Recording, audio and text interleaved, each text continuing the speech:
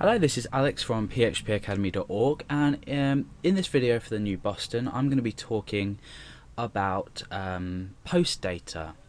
Now, we've already looked at get data and forms and then form security, but we've been currently displaying all of our data, the variable names and the variable data in our URL. So our structure has been index.php, and then we've had things like date equals Monday, day equals Monday, and then blah blah blah, so on. So what happens if we are submitting something like a long registration form, or let's just say a user has to go on a page and submit a long sort of selection of text in a text field, so they were typing out, say, a long description of themselves.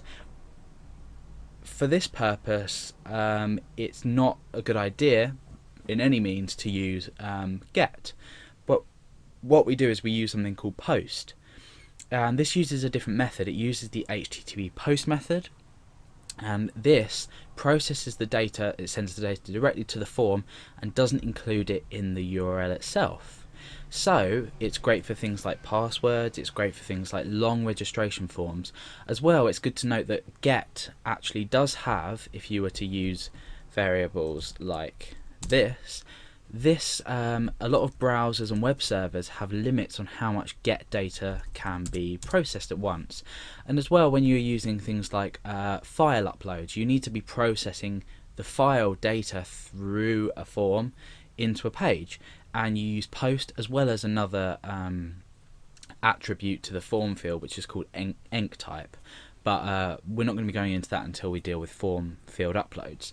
So we're going to take a look at an example, and this example is going to be typing in a password, and in this case we're going to be submitting the password. We're going to be creating a form first of all down here.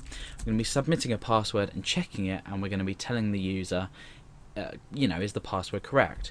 So we're going to start off by setting up our form, and we have the form action and the method as usual.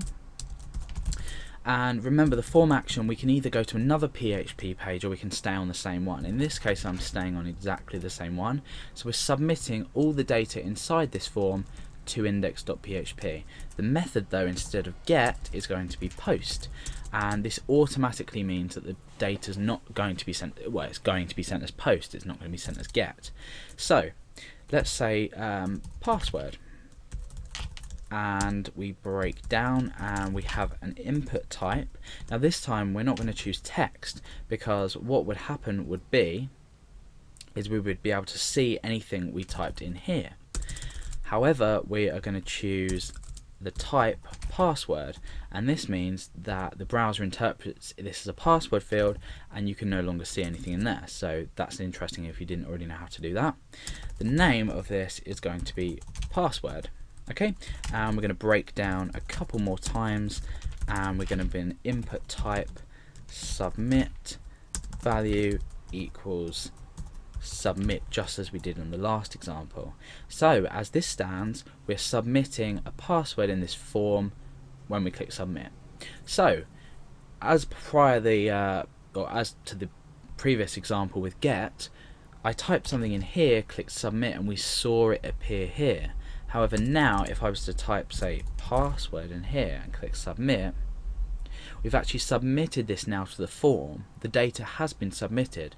However, it's not visible up here, and obviously at the moment not visible on the page because we haven't done anything with the data.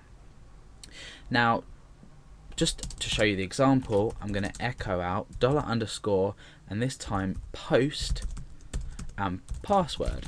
Remember, this name here corresponds to the name that you've given the form field. So let's refresh the page, type in hidden, for example, and click submit. You can see that hidden is now displayed, okay, but still not displayed up here. So what can we do with this? We can again check that the form has been submitted. So we say if is set, and we say $_ post, this time password. We execute in this block here. So if we've submitted and the password has been sent, or the form field data has been sent, we now need to grab that. So I'm going to say password equals $_post password. Now, as discussed in the security video relating to forms, we could do the HTML entities just here.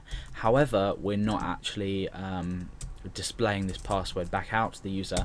We're just going to process it down here and check that it's equal to a preset password. So the password I'm going to say is pass123. Okay, so the password must be equal to pass123 for us to validate it. So now what I'm going to do is I'm going to say if password corresponding to this variable, which then corresponds to this here, because we're taking the post data, which then corresponds to what the user's typed in. So if the password is equal to match, say something, otherwise say something else. And what we're going to say in here is echo that is correct, and otherwise we're going to say that is incorrect. Okay, so let's test this out. We'll go back to the index.php page, we'll click submit. It says that is incorrect. We haven't actually checked for the existence yet, but we can do that. We could say here if is not empty password, do all of this down to here. Ooh, and then we can indent this. So this reads as if it's set a new variable called password to the posted password.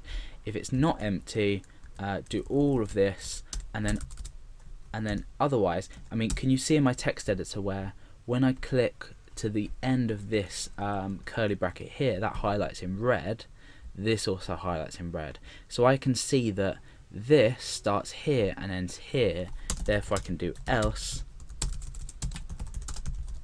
please enter a password. Okay, so let's go back onto our page. Now I'm going to submit it without entering anything, and it says please enter a password. Now I'm going to enter a password, just absolutely anything, into the form and click submit. That is incorrect. Now if I was to type pass123 and I was to click submit, we've validated that as correct. Therefore we're displayed with the message that is correct. So we've posted a password through this form. We've used the post method with the HTTP post method, which doesn't display it here, and has allowed us to process it in secret. Now I'm not going to show you an example, but if you were processing, say, a long amount of data, you'd also use the post, as well as file uploads like I discussed earlier, but that will be later on in the series. So this is basically posting variables in PHP.